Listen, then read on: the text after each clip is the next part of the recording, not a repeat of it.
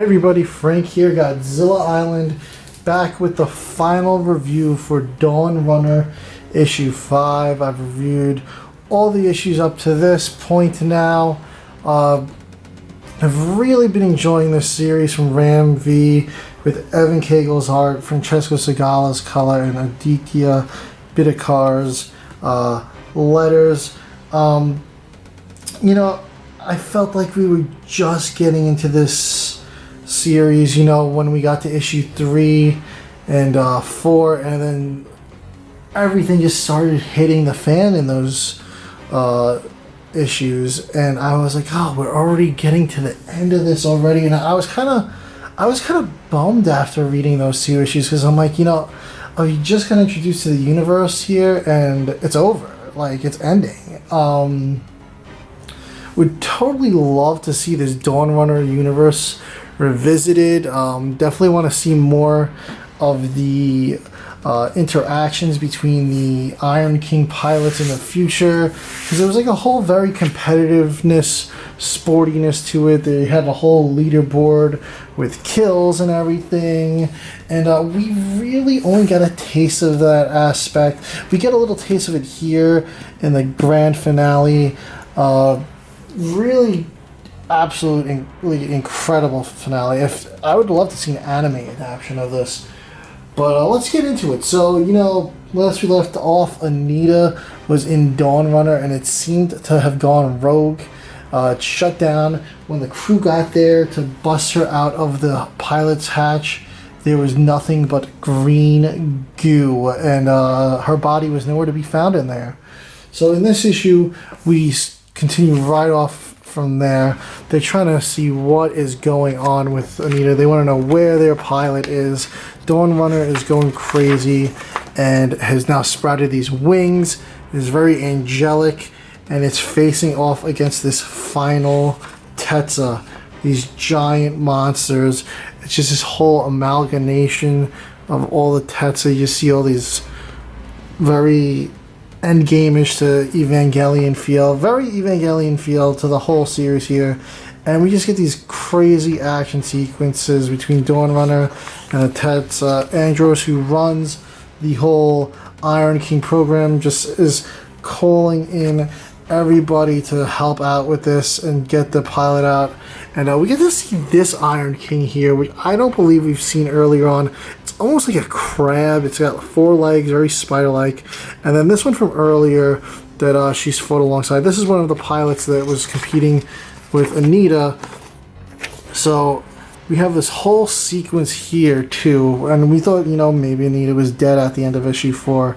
But at this point, she's just like in the goo of Dawnrunner, and Ichi's there talking to her, and they have this whole heart-to-heart moment about how, he wasn't able to save his family, and it almost seemed like she was running from her daughter Annie's sickness because she was incurable practically, but really she was just fighting these Tetsa because she didn't know what else to do.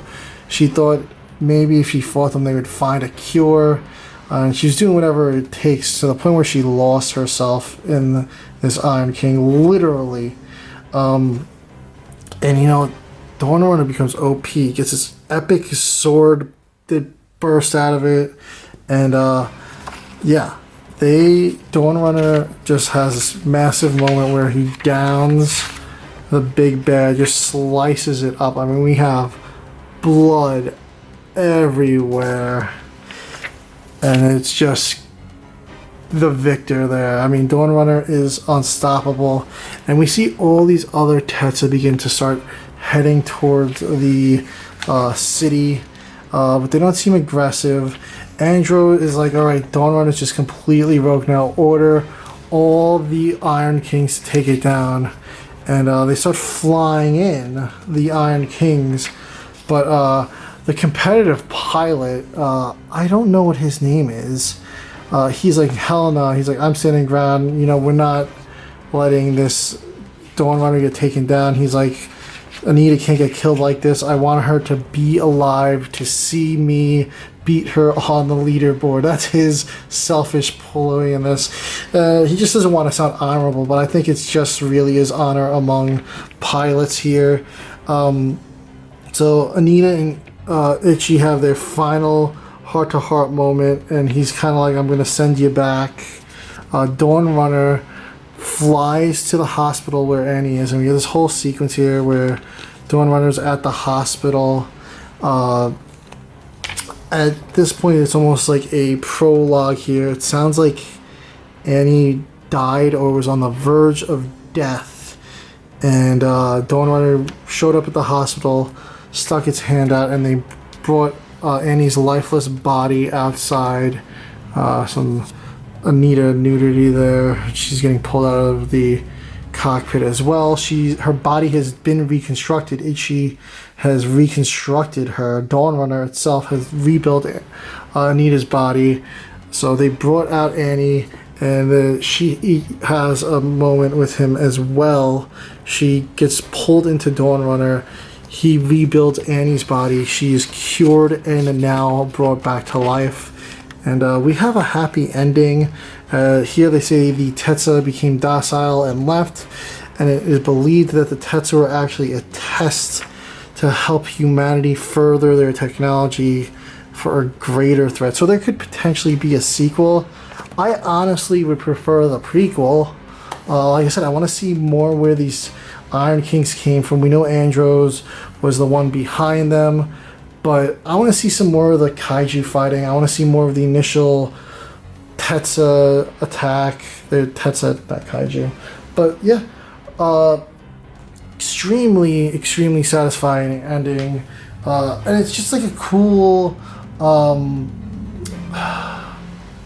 feel to this universe. Aesthetic is what I was looking for. That's the words I was looking for. And like I said, I would love to see more of this. An anime adaptation would be like a dream, a spin-off. It doesn't even need to be this story. It could just be within the universe. I mean, there's a lot that could be done with this. And I really enjoyed it. Ram V, Evan Cagle, and everybody involved did a incredible job. And like I said, would really love to see a prequel or some sort of spin-off to this. Thank you guys for watching, and let me know if you guys read and enjoyed this incredible mech kaiju series.